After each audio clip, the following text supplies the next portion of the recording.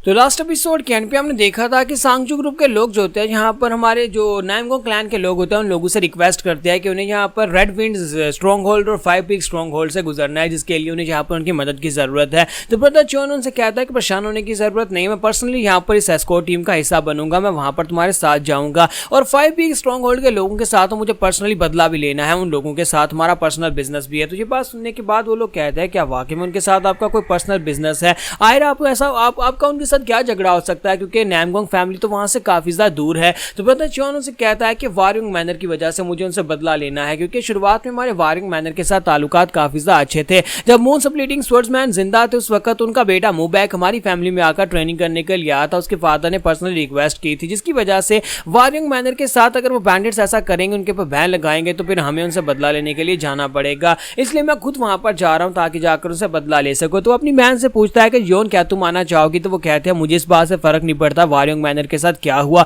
Warring manner पूरी तरह से दबाव बर्बाद भी हो जाए तब भी मुझे इस बात से फर्क नहीं पड़ता। और साथ ही वो सोच रहे होते हैं कि वो एक ऐसी जगह है जहां पर मैं बिल्कुल भी नहीं जाना चाहती, एक ऐसी जगह जहां पर बच्चों के ऊपर जुल्म होता है। तो यहीं पर से नेक्स्ट सीन फिर से प्रेजेंट का दिखाया जाता है, जहां पर बेका जो होता है अपनी तलवार को अपनी एनर्जी के साथ कंट्रोल करना सीख रहा होता है। तो बेका जो होता है वो काफी ज्यादा खुश होता है कि उसने यहाँ पर तलवार को अपनी एनर्जी के साथ उड़ाना सीख लिया है, लेकिन साथ ही यहाँ पर वो उसे कंट्रोल नहीं कर पा रहा था, क्योंकि अभी तो उसने यहाँ पर इसको स्टार्ट किया है कि वो अपनी एनर्जी को यहाँ पर उसके अंदर इम्ब्यूट करके अपनी तलवार को हवा में उड़ा रहा होता है। तो लेकिन वो उसके साथ काफी सारे करतबकार आता है, जो देखने के बाद मास्टर शिम का मुंह खुले का खुला रह जाता है। मास्टर शिम कहते हैं कि कुछ लोग अपनी पूरी जिंदगी यहाँ पर इसको परफॉर्म करने में लगा देते हैं कि तलवार को थोड़ा सा हिला लिया जाए, जैसे कि मैं यहाँ पर पूरी जिंदगी कनेक्शन नहीं बना पाया और इस लड़के ने यहाँ पर थोड़ी देर में तलवार के साथ करतब करने भी शुरू कर दिए हैं। हमारा यंग मास्टर वाकई में बहुत ज्यादा जीनियस है। तो हमारा जियोन जोखा जो होता है वहां पर अपनी तलवार को काफी आसानी के साथ कंट्रोल करना सीख लेता है, लेकिन अभी यहाँ पर उसको ठीक तरह से उसका बैलेंस नहीं बना पा रहा। जोका मास्टर शिम से कहता है कि मास्टर शिम ये काफी ज्यादा आसान था, लेकिन बस यहाँ पर तलवार के ऊपर थोड़ा सी और ग्रिप आ जाए, यानी कि तलवार को ठीक तरह से कंट्रोल करना सीख लूं, कैसे निशाने के ऊपर कैसे यहाँ पर बेचना और कैसे अटैक करना है। फिर साथ ही वो कहता है लेकिन मास्टर शिम मुझे लगता है कि इसके अंदर कुछ ना कुछ मिसिंग है, मैं इसे ठीक से नहीं कर पाया। मास्टर शिम उसे कहते हैं क्या मतलब है कुछ ना कुछ मिसिंग है? तो माँ जोका कहता है मास्टर जिस तरह से आपने कहा था कि तलवार को एनर्जी के साथ कंट्रोल करना मुश्किल होता है, लेकिन ये तो इतना मुश्किल था ही नहीं। मुझे लगता है कि यहाँ पर इसके अंदर कुछ ना कुछ तो मिसिंग है, ये तो बच्चों के खेलने की चीज है जहाँ पर तो बच्चे भी इसको बड़ी आसानी से परफॉर्म कर लें। और आपने कहा था कि ये एक बहुत ही महान टेक्निक है, ये एक महान टेक्निक कैसे हो सकती है? तो माँ जोका फिर से वहां पर बड़ी आसानी से अपनी तलवार को कंट्रोल कर पा रहा था। तो मास्टर शिम कहता है कि बेवकूफ बच्चे ये तुम्हारे लिए आसान है, जबकि मास्टर्स जो होते हैं अपनी सारी जिंदगी लगा देते हैं इसको कंट्रोल करने में। जबकि सेम टाइम के ऊपर दूसरी तरफ का सीन दिखाते हैं जहां पर हमारा जो नामगोंग क्लैन होता है वो एस्कॉर्ट टीम का हिस्सा बनकर सांगचू ग्रुप को अपने साथ लेकर आगे की तरफ बढ़ रहे होते हैं। तो रास्ते में रेड विंड स्ट्रॉन्ग होल्ड के लोग आते हैं और वो लोग उनके सामने घुटने टेक देते हैं जैसे वो लोग नामगोंग क्लैन के जियोन को देखते हैं, क्योंकि नामगोंग क्लैन का जियोन जो है वो काफी ज्यादा फेमस है, वो भी यहाँ पर जेंटलमैन स्वॉर्ड के नाम से काफी ज्यादा फेमस है।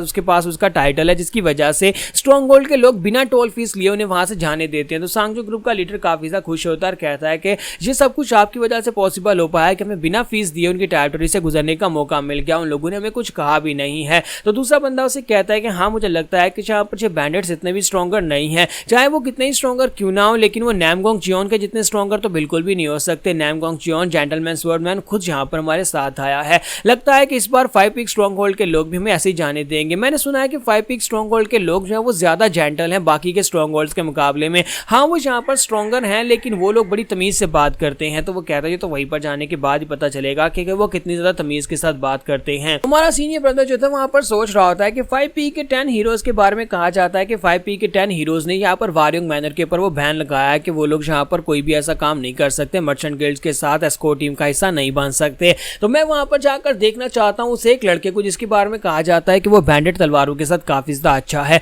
और मैंने सुना है कि ये सब कुछ उसी का किया धरा है। वहां पर जाने के बाद पता चलेगा कि आखिर वो लड़का कैसा है। जैसे ये लोग थोड़ा सा आगे बढ़ते हैं, इसी के साथ एक तलवार जो होती है उड़ती हुई उनके पास से गुजरती है और उनका घोड़ा जो होता है वो बिदक जाता है। तो च्योन कहता है ये क्या हो रहा है, और इसी के साथ ही उनका कैप्टन जो होता है वो बेचारा घोड़े के ऊपर से नीचे गिर जाता है। तो ब्रदर च्योन भी नीचे उतरता है, वहां पर उनको संभालता है, कहता है क्या तुम सभी लोग ठीक हो? तो वो लोग कहता है जी जी हम लोग ठीक हैं, बस यहाँ पर ऊपर घोड़े से नीचे गिर गए हैं। तो ब्रदर च्योन कहता है लेकिन ये अचानक से हुआ क्या? तो जो उनके साथ जो मर्चेंट कैप्टन होता है वो कहता है कि मुझे यहाँ पर एक तलवार दिखाई दी, जैसे कि कोई तलवार हमारे पास से उड़कर गई हो। तो इसी के साथ ही हमारा जोखा दूर से चिल्लाकर कहता है कि सभी लोग प्लीज जल्दी से पीछे पीछे हट जाओ, मेरी तलवार को मैं अपनी की से कंट्रोल करने की कोशिश कर रहा हूँ लेकिन जो आउट ऑफ कंट्रोल हो गई और मैं इसे कंट्रोल नहीं कर पा रहा, मैं तुम्हारे ऊपर अटैक नहीं कर रहा, बस मैं यहाँ पर अपनी तलवार को कंट्रोल करने की कोशिश कर रहा, इसलिए प्लीज जल्दी से पीछे हट जाओ। तो इसी के साथ ब्रदर च्योन कहता है कि सभी लोग पीछे हट जाओ, सभी लोग पीछे हट जाओ। वो तलवार बड़ी तेजी के साथ उड़ती हुई ब्रदर च्योन की तरफ आगे बढ़ती है। तो ब्रदर च्योन जो होता है उस तलवार को अपनी तरफ आते हुए देखता है तो उस तलवार के ऊपर लिखा होता है वारयोंग मैनर। तो वो कहता है ये क्या, इस तलवार के ऊपर वारयोंग मैनर का नाम क्यों लिखा हुआ है,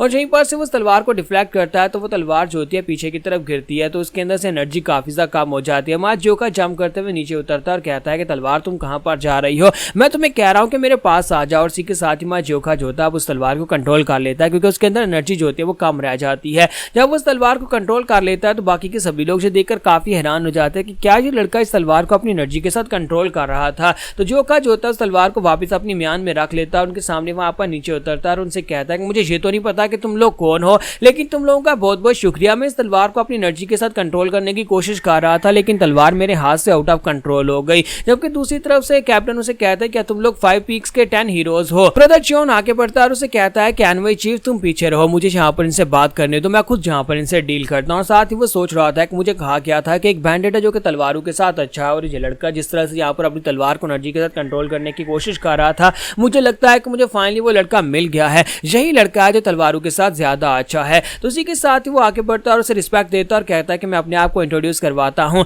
मैं नामगोंग क्लैन का सक्सेसर हूँ, मेरा नाम नामगोंग च्योन है। जबकि दूसरी तरफ से नंबर 4 कहता है क्या, नामगोंग क्लैन नंबर 5 कहता है इसका मतलब यह है कि ये स्वर्ड किंग का ही बेटा है। तो शिव उन लोगों से कहते हैं कि नामगोंग क्लैन इस वक्त हमारी म्यूरम की बहुत ही रिनाउंड फैमिली है, यानी कि नामगोंग क्लैन एक बहुत ही बड़ी फैमिली है और इनके जो पैट्रियार्च है वो स्वर्ड किंग है और जो उसका बेटा है। तो हमारा बेका जो होता है, हमारा जोका जो होता है, जैसे वहां पर नामगोंग क्लैन का नाम सुनता है इसी के साथ से वहां पर योन याद आ जाती है, क्योंकि बचपन में उसे एक ही तो अच्छी मेमोरी मिली थी वो योन के साथ ही, जब योन ने से अपने गले से लगा लिया था। तो हमारा जोका जो होता है वहां पर ना चाहते हुए उसके मुंह के अंदर से योन निकल जाता है। तो इसी के साथ ही ब्रदर योन उसे कहता है कि मेरे यहाँ पर आने की एक बहुत ही खास वजह है, मैं 5 पीक स्ट्रॉन्ग होल्ड के ऊपर आने के बाद उस बैंडेट को चैलेंज करना चाहता हूँ जो तलवारों के साथ अच्छा है। तो प्लीज क्या तुम यहाँ पर मुझसे फाइट करोगे, और क्या तुम यहाँ पर फाइट करके मेरे सामने साबित करोगे क्या तुम वाकई में तलवारों के साथ अच्छे हो या नहीं।